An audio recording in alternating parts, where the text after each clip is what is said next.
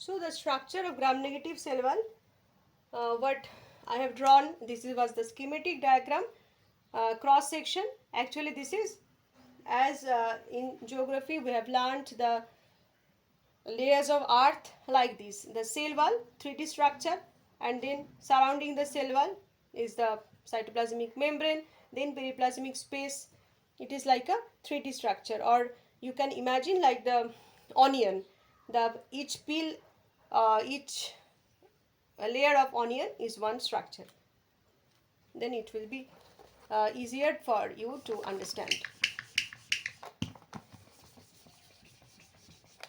So now peptidoglycan, we have learned already the similarity with the gram-positive cell wall, presence of the peptidoglycan layer, all the structures like NAM and NAG molecule, tetrapeptide side chains, but the difference is the third position of the tetrapeptide side chain, where instead of D-alanine there is mesodiaminopymalic acid, and instead of pentaglycine bridge, the mesodiaminopymalic acid of third position of one tetrapeptide chain is linked with the alanine, the D-alanine of another, the next consecutive tetrapeptide chain with direct covalent linkage, not with pentaglycine bridges. Till now, you all know that. Now coming to the outer, so next layer, as you can remember, after the periplasmic space, there was the peptidoglycan, and next to that was the outer membrane. So what is this outer membrane? First, outer membrane of cell wall of gram-negative bacteria. So this outer membrane is a bilayered structure. So what are the points you have to remember? Number one is that it is a bilayered structure, and mainly made up of phospholipid. Mainly content is phospholipid, protein and lipopolysaccharide. Phospholipid is main, protein and also lipopolysaccharide. Now, the phospholipid of the outer membrane or cytoplasmic membrane also consists of phospholipid. Now, the phospholipid of the outer membrane are similar to those of cytoplasmic membrane.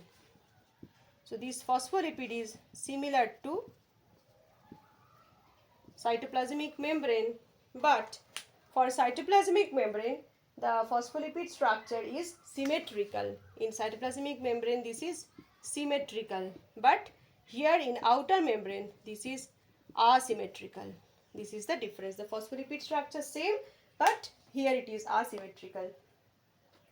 The outer membrane is connected to the peptidoglycan layer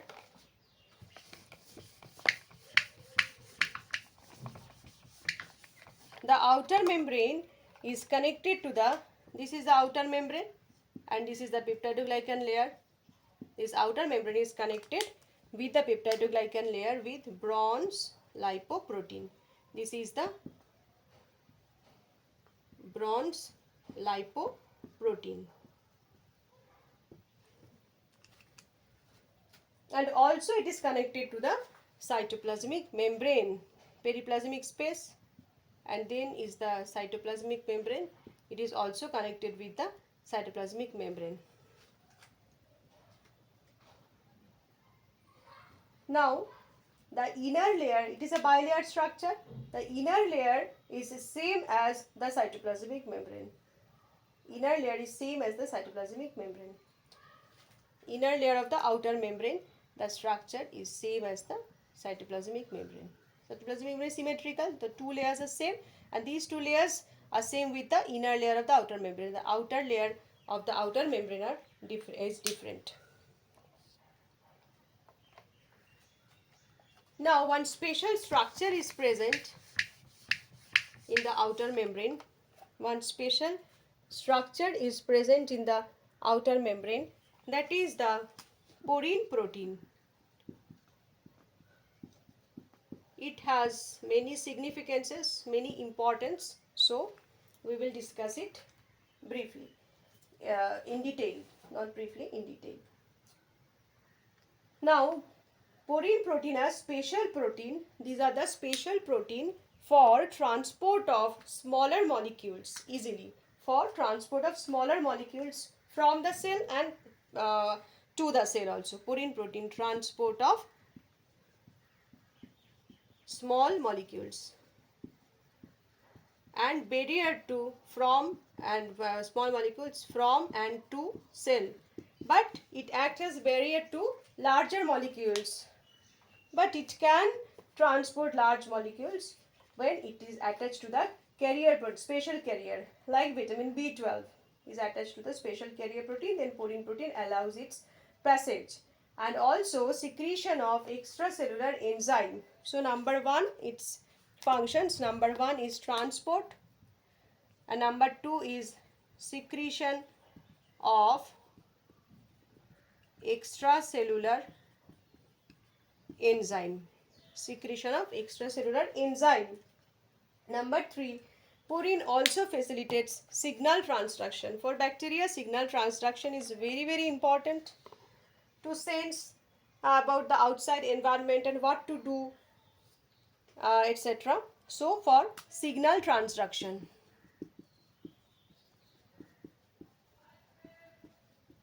Signal transduction. And sometimes it acts as receptor, sometimes it acts as receptor for attachment of bacteriophages and bacteriocins. So what are the four functions? Transport of small molecules from and to cell, and for large molecules when it is attached with a carrier, example vitamin B12, and second is secretion of extracellular enzyme, third is signal transduction, and fourth is it acts as receptor sites for attachment of bacteriophages and for action of bacteriocins. What is its structure? Three purine proteins cluster together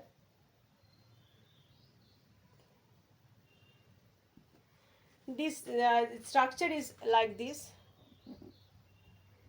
cluster together and span the outer membrane to form a narrow channel. When it gets expanded, a narrow channel is formed. Narrow channel is formed in the outer membrane through which molecules less than 600 to 700 Dalton can pass. To pass molecules less than 600 to 700 Daltons only.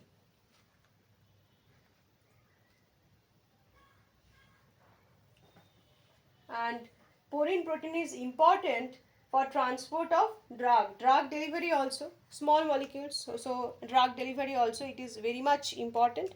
And few bacteria has special features of purine proteins for which they become intrinsically resistant to some specific antibiotics. So purine proteins are responsible for intrinsic resistance for some bacteria for some specific drugs. So these are the 5 important functions or features of purine protein. Outer membrane prevents loss of constituents, example periplasmic enzyme also. Outer membrane as a whole, outer membrane prevents loss of periplasmic enzyme and similar constituents of the cell membrane or cell wall.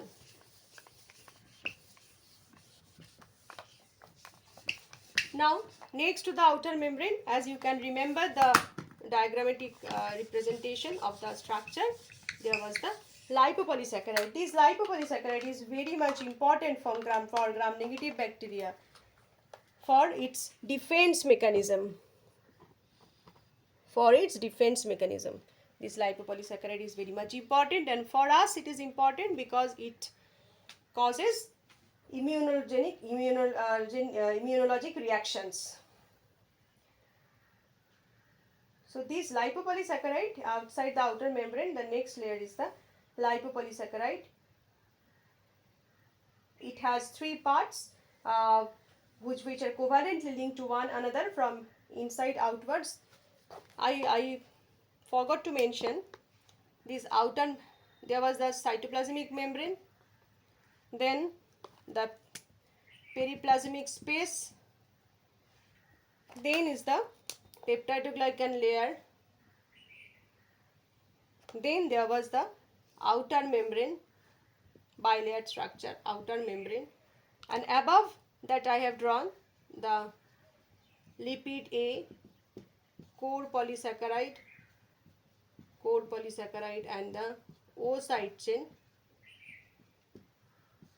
This lipid A to O side chain, that is the LPS layer, lipopolysaccharide layer, which I have mentioned that it is present external to the outer membrane. So that three structures. So outer membrane, external to that is the lipopolysaccharide, and this lipopolysaccharide is made up of three layers: lipid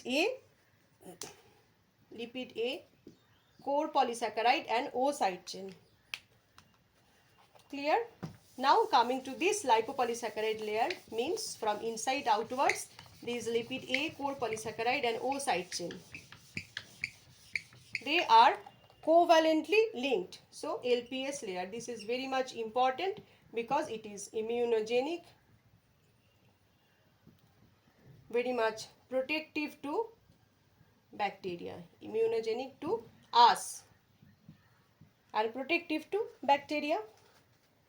Three parts, number 1, number 2, number 3 is 3 parts, and these parts are covalently linked to one another. These parts are covalently linked to one another. From inside outwards, these are